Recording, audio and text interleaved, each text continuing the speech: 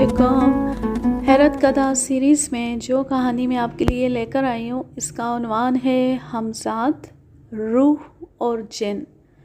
इसके मुसन्निफ़ हैं ख्वाजा हसन निज़ामी। मेरी उम्र 25 साल की थी।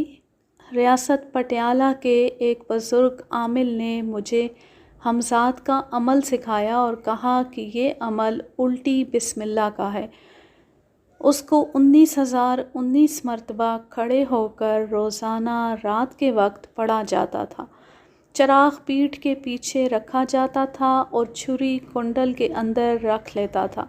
उस्ताद का कहना था कि कुंडल के बाहर जो तमाशा देखो उससे ना डरना, कुंडल के अंदर कोई चीज़ आ जाए तो छुरी मारना। ये अमल 6 घंटे में पूरा होता था और मैं खड़े खड़े इस कदर थक जाता था कि चक्कर आने लगते थे। 8वें दिन मुझे अपना साया हिलता दिखाई दिया। 9वें दिन वो साया कलाबाजियाँ खाने लगा और 10वें दिन गायब हो गया, यानी मेरा साया मुझे दिखाई ना दिया, और 19वें दिन तक गायब रहा। मैं रोज़ अमल पढ़ता रहा। रोशनी पुश्त पर होती थी मगर मुझे अपने कद का साया हुजरे के अंदर दिखाई ना देता था। उस हुजरे में मेरी पुश्त पर एक रोशनदान था जिसके कवाड़ बंद करके मैं कुंडी लगाया करता था। 19वीं रात में खड़ा अमल पढ़ रहा था। कोई 2 बजे रात का अमल होगा कि यकायक मुझे रोशनदान से किसी जानवर के उड़ने की और अंदर आने की आवाज़ आई। सामने रोशनी में देखा कि हूबहू मेरी शक्ल सूरत और लिबास का एक आदमी मेरे सामने दरवाज़े की तरफ पीठ किए बैठ गया, मगर कुंडल से बाहर था। वो आदमी मुझे घूर घूर कर देख रहा था। पहले तो मुझे अपनी सूरत का आदमी देखकर हैरत हुई और कुछ देर के बाद मैं डरा और मुझ पर खौफ तारी हुआ। अमल पढ़ता था और पढ़ा ना जाता था। ज़बान सूख गई थी, हलक खुश्क हो गया था। अमल के फ़िक्रे ज़बान से अदा करने दुश्वार मालूम होते थे।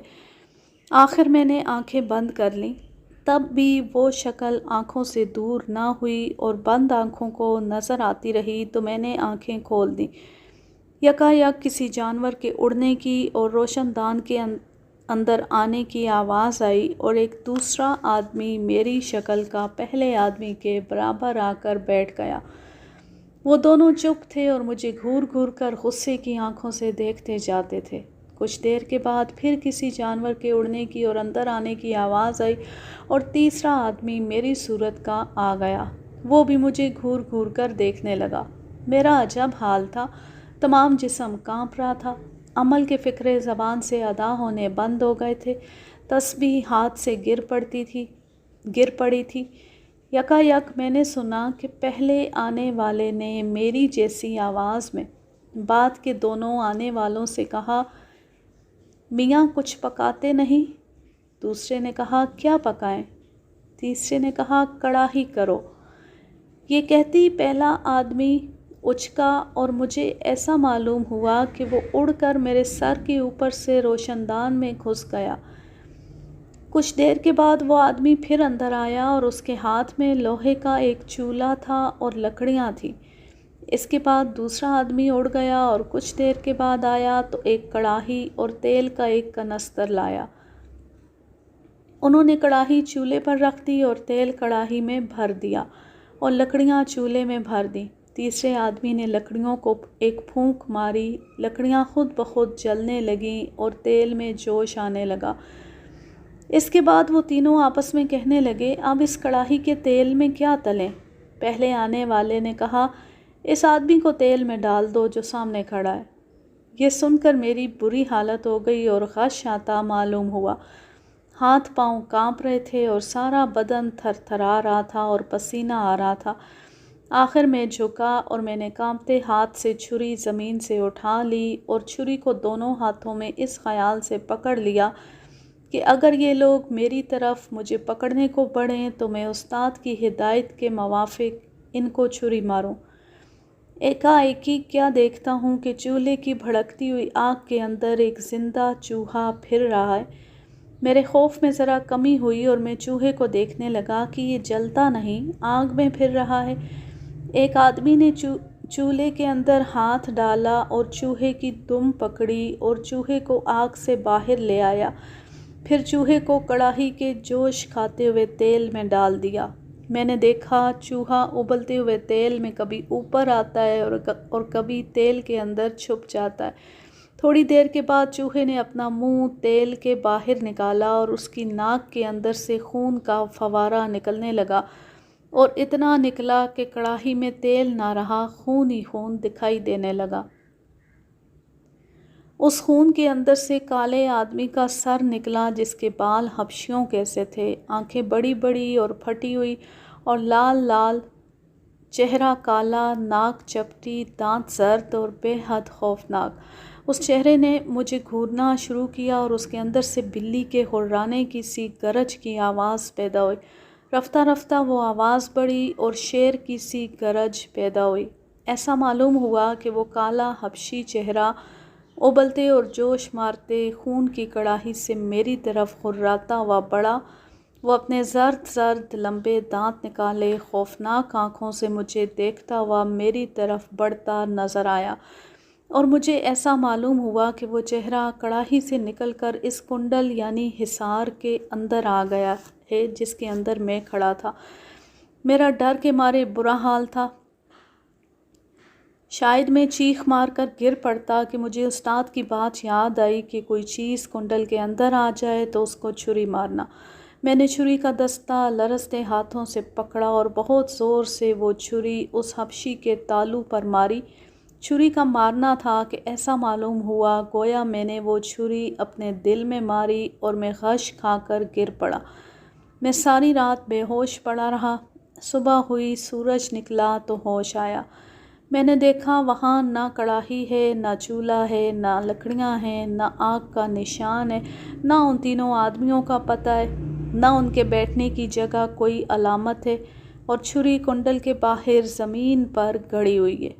बावजूद खौफ और डर के मैंने छुरी इस ज़ोर से मारी थी कि वो ज़मीन के अंदर आधी घुस गई थी। मेरा ये हाल था गोया बरसों से बीमार हूँ। बहुत मुश्किल से उठा और हुजरे के कवाड़ खोले। हाथ पाँव में दम ना था, सर चकरा रहा था। इस वाक़े के बाद भी 6 महीने बीमार रहा और मेरा हमसाद का अमल ख़राब हो गया। उस्ताद कहते थे अगर तुम सब्र करते और हबशी के सर में छुरी ना मारते तो अमल पूरा हो जाता और हमसाद तुम्हारे काम करने लगता। जब तुम अपने दिल में ख़याल करते कि हमसाद आ जाए तो फ़ौरन तुम्हारी सूरत का एक आदमी तुम्हारे पास आकर खड़ा हो जाता और तुम्हारे कान में बातें किया करता और हज़ारों काम ऐसे किया करता जो किसी आदमी से ना हो सकते। मैंने उस्ताद से पूछा कि हमसाद क्या बातें करता है। उस्ताद ने कहा वो ख़बरें सुनाता है कि फ़लाँ जगह ऐसा हुआ, फ़लाँ आदमी जो तुम्हारे सामने आया है फ़लाँ जगह का रहने वाला है, उसका नाम ये है और उसका तुमसे ये काम है। उस्ताद ने यह भी कहा कि हमसाद से जो कुछ मंगाना हो कीमत दे दो, फ़ौरन बाज़ार से वो चीज़ सामने आ जाएगी। हमसाद ये भी बता देता है कि फ़लाँ शख्स ने फ़लाँ के यहाँ चोरी की है और चोरी का माल फ़लाँ जगह रखा है। बस ये था मेरे हमसाद का किस्सा जो ख़ुद मुझे पेश आया था।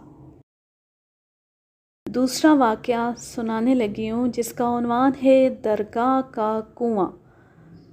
सन 1904 का ज़िक्र है। एक साहब ने मुझसे पूछा कि दरगाह हज़रत ख्वाजा निज़ामुद्दीन औलिया रहमतुल्लाह अलैह के करीब कोई कुआं नहीं है, बाउली का पानी खारी है।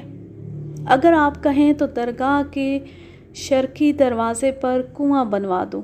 मैंने जवाब दिया हाँ साहब, यहाँ मीठे पानी की बहुत तकलीफ़ है, शायद कुएं का पानी मीठा निकल आए।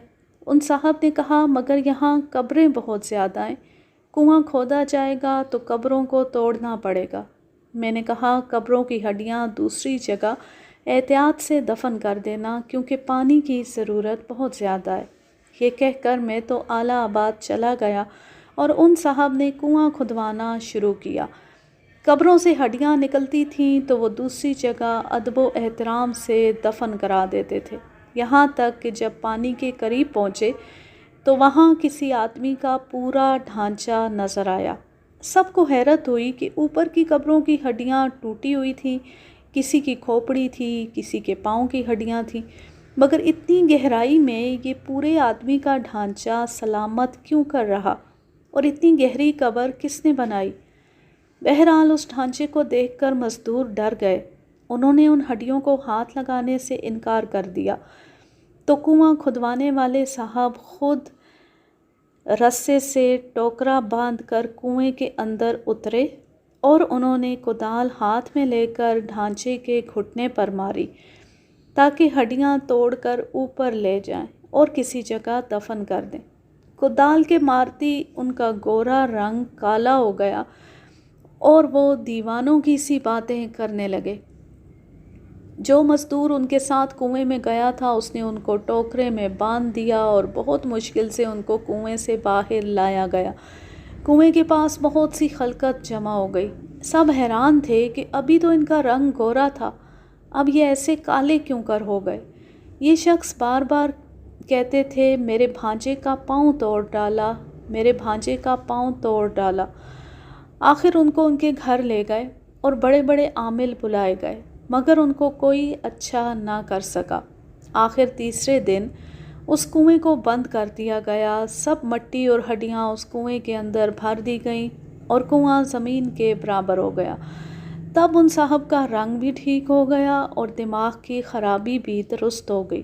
میں اعلیٰ آباد کے سفر سے واپس آیا تو میری مرحومہ بیوی نے سارا قصہ مجھے سنایا۔ میں اپنے پیدائشی گھر میں پلنگ پر چت لیٹا تھا، لیمپ سرہانے رکھا تھا اور میں لیٹا ہوا اخبار پڑھ رہا تھا۔ پلنگ کے نیچے دری پر میری مرحومہ بیوی اور ان کی والدہ بیٹھی چھالیاں کتر رہی تھیں اور مجھے قصہ سنا رہی تھیں۔ میں پلنگ پر اٹھ کر بیٹھ گیا اور میں نے اپنی مرحومہ بیوی سے کہا کہ تم سمجھی وہ کالے کیوں ہوئے اور دیوانے کیوں ہو گئے؟ بیوی نے کہا، کسی بزرگ کا مزار تھا، انہوں نے بے ادبی کی، مزار والوں کی روح نے ان کو قبر توڑنے کی سزا دی اور وہ کالے اور دیوانے ہو گئے۔ مگر جب ان کے وارثوں نے قبر بند کرا دی اور کنواں بھی بند کرا دیا تو روح نے 3 دن بعد ان کی خطا معاف کر دی اور وہ اچھے ہو گئے۔ میں نے بیوی سے کہا، نہیں، یہ بات نہیں، بلکہ یہ بات ہے کہ مردے کی ہڈیاں صدیوں سے مٹی کے اندر دبی ہوئی تھیں اور ہڈیوں کے اندر فاسفورس ہوتا ہے۔ فاسفورس زہریلا ہو گیا تھا۔ جب انہوں نے ڈھانچے کو کدال ماری، ہڈی ٹوٹ گئی اور اس میں سے فاسفورس اڑا جو ان کی ناک میں سانس کے ساتھ گھس گیا اور بدن کے خون میں جذب ہو گیا۔ فاسفورس نے اپنے زہر سے خون کو کالا کر دیا۔ خون کالا ہوا تو ان کا چہرہ بھی کالا ہو گیا اور وہ دیوانے بھی اسی وجہ سے ہوئے کہ ان کے دماغ پر زہریلے فاسفورس نے برا اثر کیا۔ اگر روح کچھ کر سکتی تو مجھے سزا دیتی، کیونکہ میں نے ان کو کنواں کھودنے اور قبریں توڑنے کا فتویٰ دیا تھا۔ اگر روح میں کچھ طاقت ہے تو آئے، مجھے اپنی طاقت دکھائے اور مجھے سزا دے۔ تم عورتیں کمزور عقیدے کی ہوتی ہو، میں روحوں کے ایسے اثر کو نہیں مانتا۔ بیوی نے جواب دیا، توبہ کرو، کیسی باتیں کرتے ہو، کیا وہابی ہو گئے ہو؟ میں نے کہا، کم از کم میری عقل تمہاری طرح بودھی نہیں ہے۔ بیوی نے کہا، جانے دو، یہ باتیں چھوڑو، اپنا اخبار پڑھو، میں ایسی منکرانہ باتیں سننا نہیں چاہتی۔ میں ہنسا اور اخبار پڑھنے لگا۔ ان باتوں کو 5 منٹ بھی نہیں ہوئے تھے اور میں چت لیٹا ہوا اخبار پڑھ رہا تھا کہ کسی نے میرے پاؤں کے تلووں میں بجلی کا تار لگایا۔ بجلی سن سن کرتی میرے تمام بدن میں پھیل گئی اور مجھے ایسی تکلیف ہوئی جس کو الفاظ میں ادا کرنا مشکل ہے۔ میری رگ رگ میں چھریاں چلتی معلوم ہوتی تھیں۔ میں بے تاب ہو کر چیخنے لگا۔ میں نے اپنی چیخوں کی آواز سنی، مگر میری بیوی اور میری ساس آپس میں باتیں کرتی اور چھالیاں کترتی رہیں۔ انہوں نے میرے چیخنے پر توجہ نہ کی تو میں نے بیوی کا نام لے کر چیخنا شروع کیا کہ حبیب بانو، ارے بی، مجھے دیکھو، میرا کیا حال ہو گیا، مجھے قبر والی روح نے دبا لیا، میں توبہ کرتا ہوں، میں پھر کبھی کسی بزرگ کی روح کی بے ادبی نہ کروں گا۔ مگر میری بیوی نے میری طرف دیکھا تک نہیں اور اپنی ماں سے باتیں کرتی رہی۔ میں نے اسی حال میں خیال کیا کہ شاید میرا دل دب گیا ہے اور اس کی وجہ سے یہ تکلیف ہے، اس لیے آہستہ سے دائیں طرف کروٹ لی، مگر پھر بھی تکلیف میں کمی نہ ہوئی۔ تب میں نے توبہ کرنی شروع کی اور عہد کیا کہ کبھی روحوں کی بے ادبی نہ کروں گا۔ یہ کہتے ہی وہ کیفیت جو سر سے پاؤں تک چھائی ہوئی تھی پیروں کی طرف سے جاتی ہوئی معلوم ہوئی، یہاں تک کہ تھوڑی دیر میں بالکل جاتی رہی، اور میں نے پھر اپنی بیوی کو پکارا تو انہوں نے فوراً جواب دیا۔ میں نے ان سے کہا، ابھی 5 منٹ تک میں ایسی سخت تکلیف میں مبتلا رہا، تم کو آوازیں دیتا رہا مگر تم نہ بولی۔ بیوی نے کہا، تم تو سو گئے تھے اور اخبار تمہارے ہاتھ سے گر پڑا تھا۔ میں نے کہا، کیا تم دونوں فلاں فلاں باتیں نہ کر رہی تھیں؟ انہوں نے کہا، ہاں یہ باتیں ہم نے کی تھیں۔ میں نے کہا، اگر میں سو گیا تھا تو میں نے تمہاری یہ باتیں کیوں کر سنی؟ اس سوال کا جواب میری بیوی نہ دے سکی، شاید سائنسدان اس پر کچھ روشنی ڈال سکیں۔ اس سلسلے کا اگلا واقعہ جنات سے متعلق ہے۔ جوانی کے شروع میں جب مجھے جنات، بھوتوں، ہمساتوں اور ستاروں کو تابع کرنے کا شوق تھا اور میں 2 برس تک اس شوق میں مبتلا رہا، اس زمانے کا ذکر ہے کہ کسی نے مجھ سے کہا کہ پیلی بھیت میں ایک بزرگ رہتے ہیں جن کا نام میاں محمد شیر صاحب ہے، اور وہ ایسا عمل جانتے ہیں جس سے جنات اور پریاں، بھوت اور ہمزاد وغیرہ آدمی کے تابع ہو جاتے۔ یہ سن کر میں پیلی بھیت گیا اور حضرت میاں صاحب سے ملا، مگر ان کی بزرگانہ اور فقیرانہ ہیبت کے سبب میری اتنی جرأت نہ ہوئی کہ اپنا مقصد ان سے کہتا۔ چپ چاپ ان کی محفل میں کچھ دیر بیٹھا رہا، یکا یک وہ خود میری طرف مخاطب ہوئے اور یہ کہنا شروع کیا، ارے میاں دلی والے، سنو، جب ہم تمہاری عمر میں تھے تو ہمیں جنات تابع کرنے کا شوق ہوا اور ہم کو ایک آدمی نے جنات مسخر کرنے کا عمل بتایا۔ میں نے مسجد میں بیٹھ کر جنات کو تابع بنانے کا عمل شروع کیا۔ ہم مسجد کی لمبی جانماز پر بیٹھ گئے۔ جو ہی ہم نے عمل پڑھنا شروع کیا، وہ جانماز خود بخود بغیر کسی لپیٹنے والے کے لپٹنی شروع ہوئی اور ہم بھی اس جانماز کے اندر لپٹ گئے۔ پھر کسی نے ہم کو جانماز سمیت مسجد کے کونے میں کھڑا کر دیا۔ کچھ دیر تو ہم جانماز میں لپٹے ہوئے کھڑے رہے۔ آخر ہم نے بہت مشکل سے اس جانماز کو کھولا اور اس کے اندر سے نکلے۔ جانماز کو پھر اس کی جگہ بچھایا اور اس پر بیٹھ کر جنات کا عمل پڑھنا شروع کیا، مگر ہمارا دل ڈر رہا تھا اور حیرت بھی تھی کہ کس نے ہمیں جانماز میں لپیٹ دیا۔ دوسری دفعہ بھی یہی ہوا، یعنی پھر کسی نے جانماز میں ہم کو لپیٹ کر کھڑا کر دیا اور ہمارا دل دھڑکنے لگا اور ہم بہت ڈرے۔ آخر ڈرتے ڈرتے جانماز کو کھولا اور باہر نکلے، جانماز کو بچھایا اور عمل ایک دفعہ پھر سے شروع کیا۔ تیسری دفعہ بھی ہم کو کسی نے لپیٹ دیا اور ہم پھر کوشش کر کے اپنے آپ کو اس قید سے نکال پائے۔ باہر نکلے تو ایک آدمی ہمارے سامنے آیا۔ اس نے غصے اور خفگی کے لہجے میں کہا، تو یہ عمل کیوں پڑھتا ہے اور ہم کو کیوں پریشان کرتا ہے؟ ہم نے کہا کہ جنات کو تابع بنانے کے لیے۔ وہ کہنے لگا، لے دیکھ، میں جن ہوں، آدمی کی صورت میں آیا ہوں، تو ہم کو مسخر کرنے کی محنت نہ کر، ہم آسانی سے کسی کے قابو میں نہیں آئیں گے، تو خدا کا مسخر ہو جا، ہم سب تیرے مسخر ہو جائیں گے۔ یہ قصہ سنا کر حضرت میاں محمد شیر صاحب نے فرمایا، میاں اس دن ہم نے تو جنات تابع کرنے کا شوق چھوڑ دیا اور خدا کی تابع داری کرنے لگے، اور ہم نے دیکھا کہ واقعی جو آدمی خدا کا تابع ہو جاتا ہے تو دنیا اس کی تابع ہو جاتی ہے۔ میاں صاحب کی یہ بات سن کر میں نے جنات کو مسخر کرنے کا خیال دل سے نکال دیا۔ اگلا واقعہ بھی جنات سے متعلق ہے۔ میرے نانا ایک دفعہ بہادر شاہ بادشاہ کے بھائی مرزا جہانگیر سے ملنے اعلیٰ آباد گئے، جہاں ان کو انگریز کمپنی نے نظر بند کر رکھا تھا۔ مرزا جہانگیر نے نانا کو ایک بڑے مکان میں ٹھہرایا۔ نانا حقہ پیتے تھے، اس واسطے نوکر نے اپلے کی آگ، حقہ اور تمباکو پاس رکھ دیا اور فانوس میں شمع روشن کر دی۔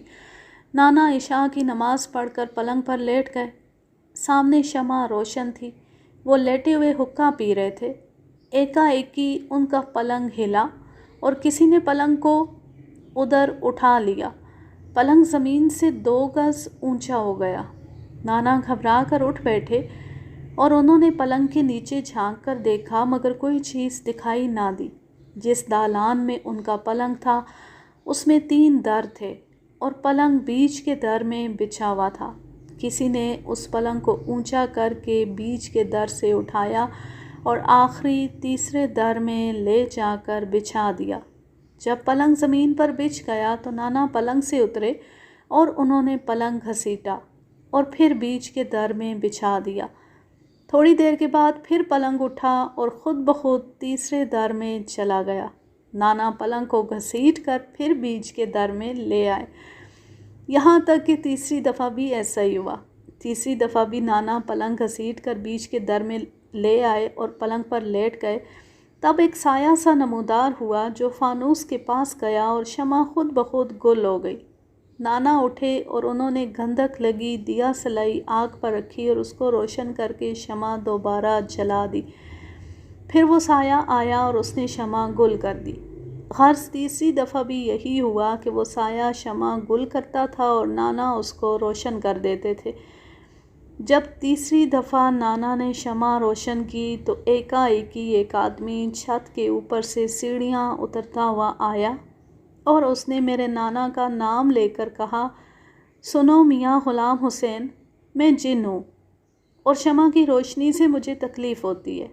तुम शमा गुल कर दो और जहाँ तुमने पलंग बिछाया है वहाँ मैं रात को नमाज़ पढ़ा करता हूँ। लिहाजा तुम अपना पलंग भी यहाँ से हटा लो।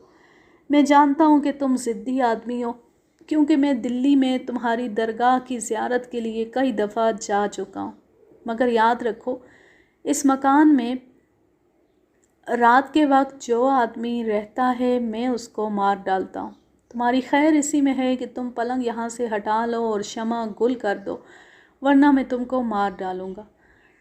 नाना ने कहा, भाई जब तुम जानते हो कि मैं ज़िद्दी आदमी हूँ तो समझ लो कि जब तक जीता हूँ न शमा गुल करूँगा न पलंग हटाऊँगा। आज की रात तुम किसी और जगह नमाज़ पढ़ लो। कल मैं इस मकान में न रहूँगा। ये मिर्ज़ा जहांगीर के नौकरों ने बड़ी शरारत की कि मुझे ऐसी जगह ठहराया जहाँ तुम रहते हो। ये बात सुनकर वो जिन हंसा और उसने कहा, अच्छा मियाँ, आज की रात मैं कहीं और चला जाऊँगा, मगर कल यहाँ ना रहना। ये कहकर वो गायब हो गया और दूसरे दिन मेरे नाना मिर्ज़ा जहांगीर से मिले और उनको बहुत बुरा भला कहा कि तुमने मुझे जिन्नात के मकान में क्यों ठहराया। और अब इस सिलसिले का आखिरी वाक़या पेशे खिदमत है। हमारी बस्ती में एक हलाल खोर रहता था। मेरा ख़याल है कि हलाल खोर यहाँ मुसलमान के लिए कहा गया है, जिसके भूत ताबे थे। हमारे एक अज़ीज़ को भी भूत ताबे करने का शौक़ हुआ और उस हलाल खोर के पास गए। हलाल खोर ने कहा, किसी हलाल खोर को मरने दो, तब तुमको भूत ताबे करने का अमल सिखाऊंगा। चंद महीने के बाद कोई हलाल खोर मरा। हमारे यहाँ हलाल खोर दफन किए जाते हैं, वो भी दफन कर दिया गया। रात को वो भूतों का अमल जानने वाला हलाल खोर हमारे अज़ीज़ के पास आया और उसने कहा, लो चलो, आज मैं तुम्हें भूतों को ताबे करने का अमल सिखाऊंगा। वो उसके साथ हलाल खोरों के कब्रिस्तान में गए। आधी रात का वक्त था और खूब अंधेरा छाया हुआ था। हलाल खोर ने ताज़ा कब्र की मिट्टी हटाई और पटाव खोला। मरने वाले की लाश कफन में लिपटी हुई रखी थी। जिंदा हलाल खोर ने हमारे अज़ीज़ से कहा कि तुम इस लाश के पैरों में बैठ जाओ और मैं सरहाने बैठता हूँ। ये पहले तो बहुत डरे, मगर भूत ताबे करने का भूत सर पर सवार था। हिम्मत करके लाश के पैरों में बैठ गए। हलाल खोर सरहाने बैठ गया और उसने कफन खोलकर मुर्दे के दोनों हाथ निकाले और उन दोनों हाथों में 2 छुरियाँ दे दी। इसके बाद मंतर पढ़ने लगा और काले उड़दास लाश पर डालने लगा। थोड़ी देर बाद वो लाश हिली। लाश को हिलता देखकर हमारे अज़ीज़ डरे। लाश के सरहाने बैठे हुए हलाल खोर ने हाथ के इशारे से उनको हिम्मत दिलाई और इशारा किया कि बैठे रहो, डरो मत, مگر جب لاش اپنی دونوں کوہنیوں کو ٹیک کر اٹھتی ہوئی معلوم ہوئی تو وہ ڈر کے مارے کھڑے ہو گئے اور اچھل کر قبر سے باہر آ گئے۔ ان کا باہر آنا تھا کہ وہ مردہ اٹھ کر بیٹھ گیا اور اس نے اپنے دونوں ہاتھوں کی چھریاں اس جگہ ماریں جہاں ماموں کے چچا بیٹھے ہوئے تھے، مگر جب وہاں کوئی نہ ملا تو مردے نے پیچھے مڑ کر اپنے سرہانے حلال خور کو وہ دونوں چھریاں ماری۔ حلال خور چھریوں سے زخمی ہو کر چیخا۔